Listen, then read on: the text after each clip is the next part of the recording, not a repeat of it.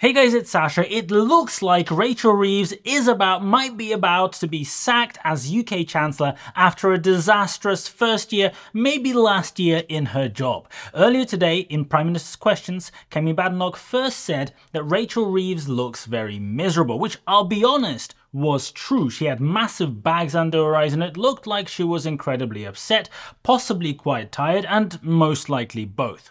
Mr. Speaker, she's pointing at me. She looks absolutely miserable. The leader of the opposition then asked if Keir Starmer can confirm that Rachel Reeves would continue to remain Chancellor of the Exchequer. In January, he said that she would be in post till the next election.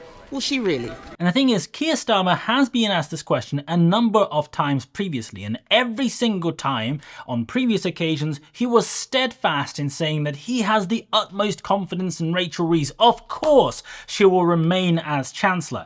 On this occasion, he flat out refused to confirm that Rachel Reeves will remain in her position, and literally a few seconds after that question was asked, and while Keir Starmer was refusing to say that Rachel Reeves will keep her job, Rachel Reeves began crying in Parliament. Now, I don't like making fun of people for their emotions, for their appearance. Look at me.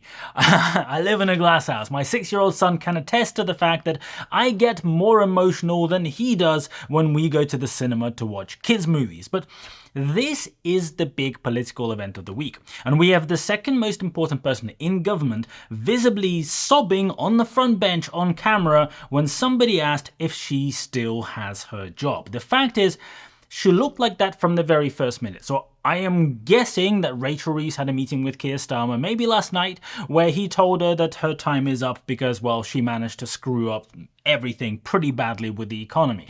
Maybe I'm wrong, but that's how it is looking right. Maybe Keir Starmer has finally found my channel and understood the problems with the UK. Maybe he's a subscriber. Hey, if you have found this channel, Keir, please do leave us a comment below. Please go and smash the like button for the YouTube algorithm, and while you're here, go and subscribe to my newsletter. It's in the description. I'm overdue one, but I will send one out this week, I promise, and I will tell you some cool stuff in there. So, what happened? Why is Rachel Reeves seemingly getting the sack? Why is she so upset? Well, yesterday, the UK Parliament had to do a U-turn on their welfare cuts, the big thing that Rachel Reeves was coming up with and trying to push through.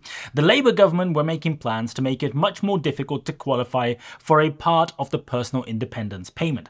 This is the payment made to people with disabilities to help them with the increased cost of going about their day-to-day life and the fact that they have limited ability to earn money. There are several different components, and there were plans to introduce a tighter points-based system for the daily living component, and the health component of universal credit was going to be frozen. Now, last week, the government did a U-turn on that health bit, but nobody really cared too much about that. The press didn't really talk about it. What everyone did pay attention to was what happened yesterday, because yesterday the changes to the PIP eligibility were reversed. And they were meant to mean that around 400,000 people would begin missing out on about £4,500 a year on average by 2030. So that bit was meant to save around £2 billion a year. If you multiply the 400,000 by the £4,500-ish. And then there was the health component as well, which was going to add another big chunk. People are putting the total at about 5 billion, I don't know. And after the recent revisions to the government forecasts, the UK budget was already on the brink, sitting in the red in the coming years because growth forecasts have been shaved right down. So now that they've had to do this U-turn, there's another few billion a year that were not in the spending expectations in previous forecasts, so those are going to make things worse. And the UK government is now facing breaking their own self-imposed fiscal rules and will have to, well, either raise taxes or borrow more money to stay afloat. Neither of those options particularly good for the UK economy. And the thing is, Rachel Reeves should be sacked because she has proven so far that she has no plan. She has no understanding of what's going on. She just makes shit up as she goes. Half of all of her proposals have already been reversed, undone, cancelled, changed, and the other half make absolutely zero sense. Like the latest proposal in the last week to cut the ISA allowance for just cash ISAs down to £5,000 while keeping the other kinds of ISAs at 20. I actually do think that the ISA allowance in the UK is way too generous, personally, for a country that is struggling financially, for a country that needs to find tax revenue somewhere. I don't really see why we have the need to have this huge allowance for people to be able to invest up to £20,000 per year tax-free. It's a lot. No regular normal person who earns an average wage or anywhere near the average wage can reasonably, normally, if you have a family, a house, etc., can pay £1,700 per month into their ISA after tax every single month. It just ain't happening. And I'm sure that there will be a few people in the comment section saying that that is precisely what they do. Well, you are watching this channel. You are slightly more savvy than average, and congratulations to you for being able to do it. The truth is, the vast majority of normal people in this country cannot do it because their level of disposable income is way, way lower. And if we have to find places to raise taxes, we have to raise tax revenue from somewhere.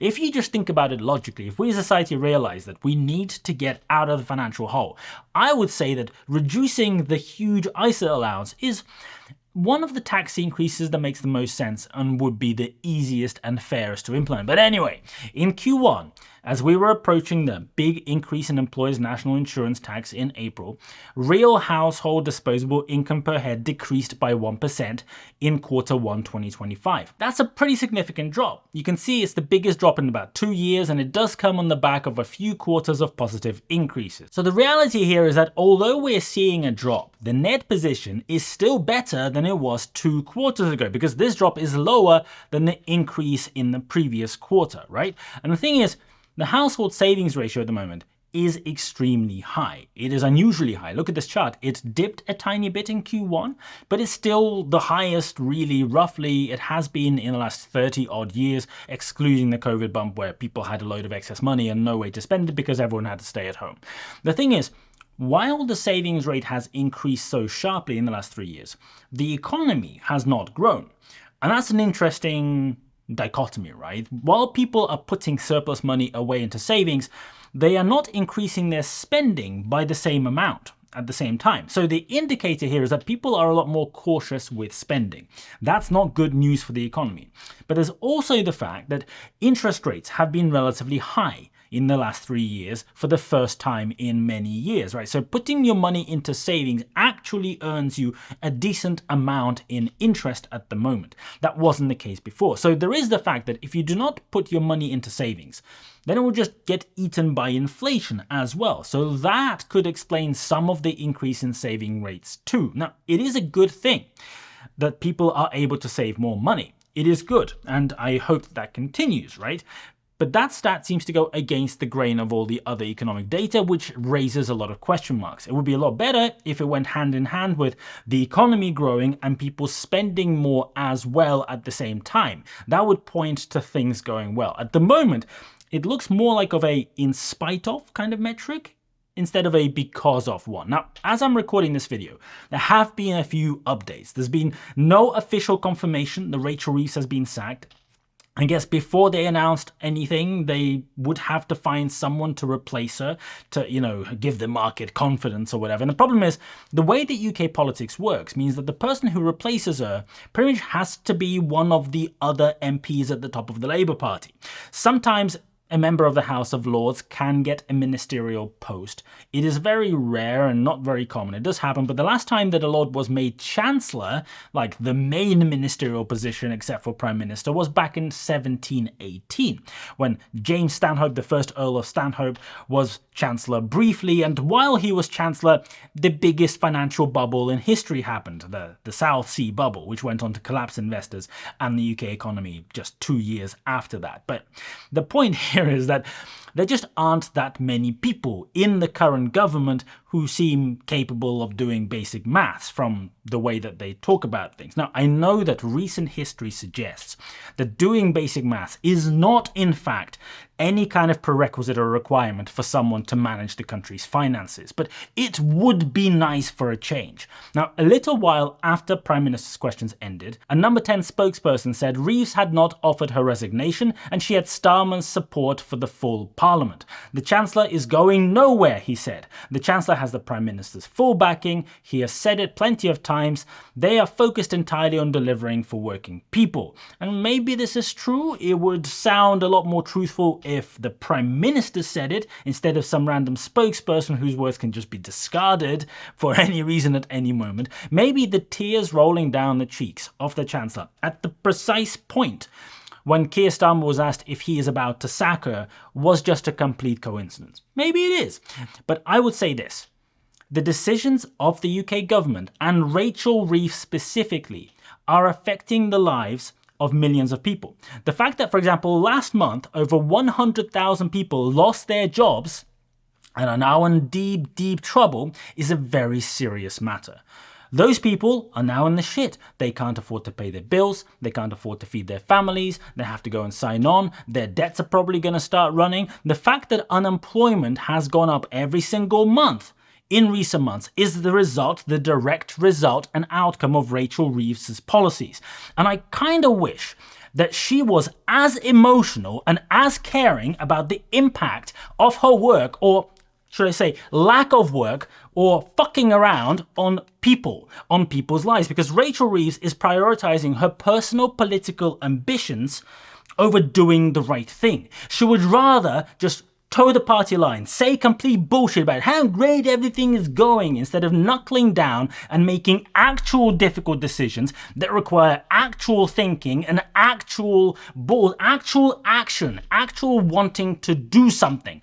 Hey, Rachel or Keir or whoever the new Chancellor is, if you're watching, this is the time. It is not too late. Go and check out my 1 hour long video where I explain how to fix the UK economy. It's not fucking rocket science. I'll link it in the description for you. Maybe instead of wasting all of your time trying to figure out how to cut a little bit of this benefit over here or how to cut a little bit of this over there, then spending 2 more weeks undoing that thing and ending up with absolutely no change whatsoever, maybe you could do something actually useful, something that would stop the massive collapse in UK jobs that's going on at the moment, something that would stop the UK economy flatlining and stagnating, something that would actually make the UK economy grow. I know, wow, and make people in the UK feel better about their finances. Can we please, UK government, please cut the charades and saying things like the UK economy is growing at the fastest rate in the G7 when the data clearly shows that the Q1 GDP data